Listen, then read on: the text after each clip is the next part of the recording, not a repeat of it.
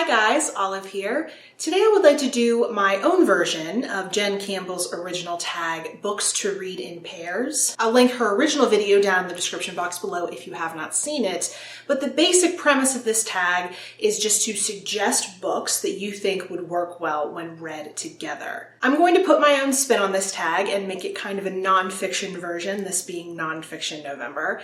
This tag actually came at a very fortuitous time because right when I first started my channel, I made a video about fiction and nonfiction matchups, meaning you find a fiction book and pair it with a nonfiction book that will give you further insight into the author, the time period, the setting, the characters. So you read a nonfiction book to bolster your knowledge, therefore enhancing your reading of the fiction book. I have read in this style a lot in the past, and since reading a lot more books, I can now see that they would have great nonfiction counterparts, so I'd like to recommend you a few of those in this video. Given how popular Jane Austen is here on BookTube and out in the world in general, I of course would recommend you read a Jane Austen book such as Pride and Prejudice alongside her biography. She had a very interesting life that was very disparate from those of her characters. I think reading her biography alongside of any of her works would provide more insight into the work itself. And while you're on that Jane Austen kick,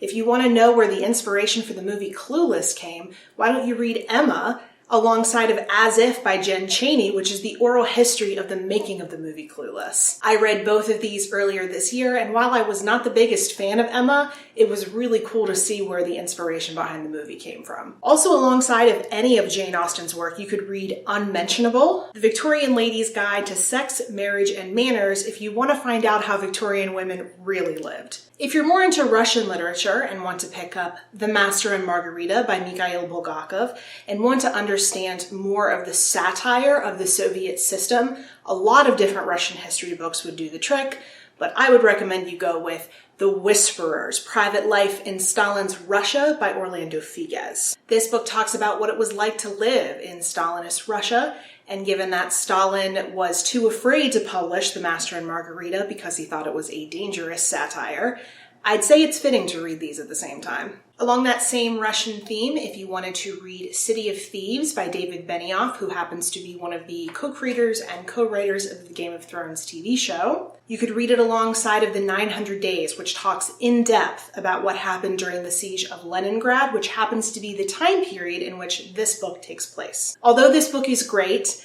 and is based off of a true story that actually happened to David Benioff's grandfather, it does not go very in depth with everything that happened during the siege of Leningrad, and The 900 Days will definitely fill in some of those holes. And finally, if you want to learn about the inspiration behind the characters in Lily King's Euphoria, you might want to pick up the memoir of Margaret Mead and Gregory Bateson, the real-life inspiration for the characters in this book. So while I could go on and on about recommendations in this style, I think that's enough for today. While I was not tagged by Jen, I would like to tag some people because I'm dying to see what they would recommend for this. First, I'd like to tag Steve Donahue because he gets mad if you don't tag him in things. I'd also like to tag Whitney from All the Shelves, Sophie from Portal in the Pages, and Jennifer from Insert Literary Pun Here. So I hope this has inspired you to maybe think about a nonfiction book you'd like to pick up alongside a work of fiction. I think it's a great way for people who reach more for fiction to start introducing some more nonfiction into their lives. If you've ever read books in this style before, I would love to hear about it down in the comment section below.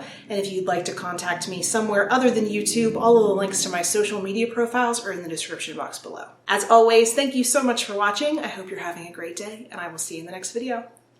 Bye.